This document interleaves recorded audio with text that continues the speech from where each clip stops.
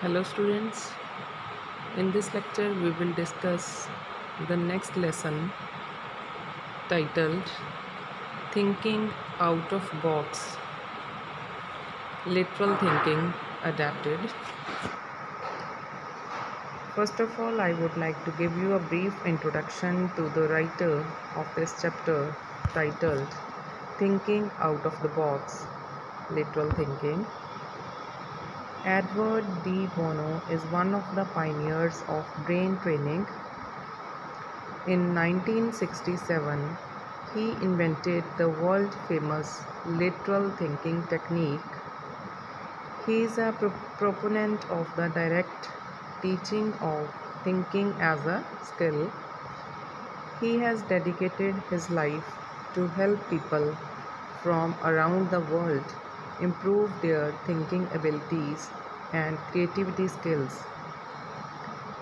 His courses such as Six Thinking Hats Method and Thinking Tools have been used by top corporations, governments, and world leaders, but his tools have also been used by school children. So, Edward de Bono is such a writer who has invented the world famous lateral thinking technique. Students, let's now begin with the lesson Thinking Out of the Box. In a small village in India, an unlucky farmer had to pay a large amount of money to a village moneylender. The old and ugly moneylender liked the beautiful daughter of the farmer. In the lesson, there is an unlucky farmer who had a young daughter, and that unlucky farmer had to pay a large amount of money to the village money lender because he has borrowed a large amount of money from that money lender, so he has to pay a large amount of that money to that money lender. The old and ugly money lender liked the beautiful daughter of the farmer, so he suggested a bargain.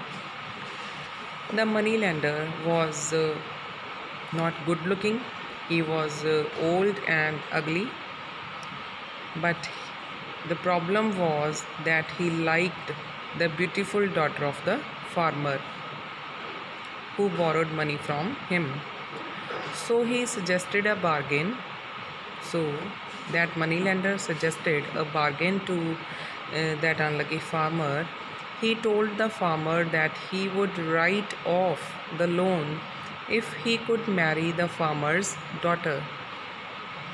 He suggested to the farmer that if the farmer allowed him to marry his daughter, then he would write off the loan or the debt. The farmer and his daughter were shocked by the proposal, so the clever moneylender suggested that luck should decide the matter. On hearing that condition put by the money lender before the unlucky farmer and his daughter, both of them were shocked. So the clever money lender suggested that now only the luck would decide the matter. He told the father and the daughter that he would put a black and a white pebble into an empty money bag. That moneylender told the father and the daughter that he would put pebbles of black and white color into an empty money bag. Then the girl would have to pick one pebble from the bag, and the girl has to pick one pebble from the money bag. If she picked the black pebble, she would become his wife and her father's debt would be written off. He told them that if the girl picked the black colored pebble, then she would become the wife of that moneylender, and her father's debt would be written off. If she picked the white pebble, she need not marry him, and the father's debt would still be written off.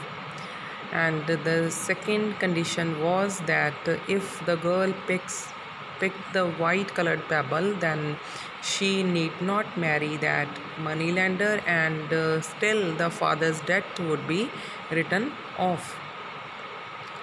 Means he will be free from paying that debt to the moneylender.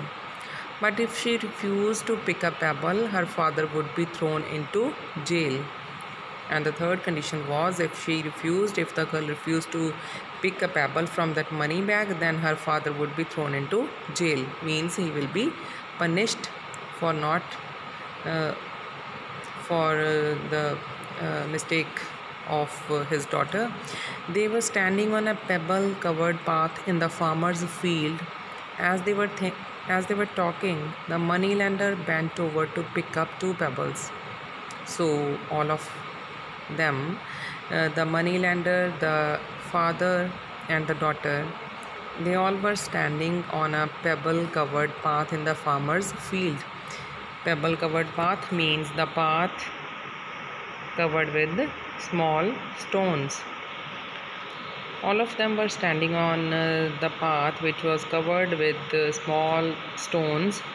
As they were talking, the moneylender bent over. He bent down to pick up 2 pebbles, 2 small stones. As he picked the pebble, the sharp-eyed girl noticed that he had picked up 2 black pebbles and put them into the bag. And when the moneylender bent down to pick up a pebble of 2 different colors of white and black, but at the same time the sharp-eyed girl noticed that the moneylender had picked up 2 pebbles but of the same color.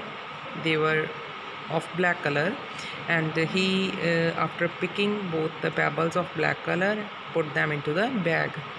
He then asked the girl to pick a pebble from the bag, and after that he asked the girl to pick a pebble from the money bag. Now imagine that you were standing in the field in place of that girl. What would you have done if you had been the girl? If you had to advise the girl, what would you have told her? There could be 3 possibilities. First, the girl should refuse to take a pebble. In the second possibility, the girl should show that there were 2 black pebbles in the bag and expose the moneylender as a cheat. Means in the second possibility, the girl should show that the moneylender has put the black colored pebbles in the bag, and she would expose the moneylender as a cheat. In the third possibility, the girl should pick a black pebble and sacrifice herself in order to save her father from debt and imprisonment. So there were 3 possibilities. But the girl put her hand into the bag and drew out a pebble. She did not look at the pebble. She let the pebble fall onto the pebble-strewn path, where it immediately became lost among all the other pebbles. But when the moneylender asked the girl to pick 1 pebble out of from the bag, she did not look at the pebble and drew out a pebble. She let that pebble, that small stone, fall upon the path where there were so many small stones lying, and that small stone which she picked from the money bag, it immediately became lost among all other pebbles in that pebble-strewn path. Students, today we have covered some part of the story. Tomorrow we will continue with our next lecture. Thank you. Thank you very much.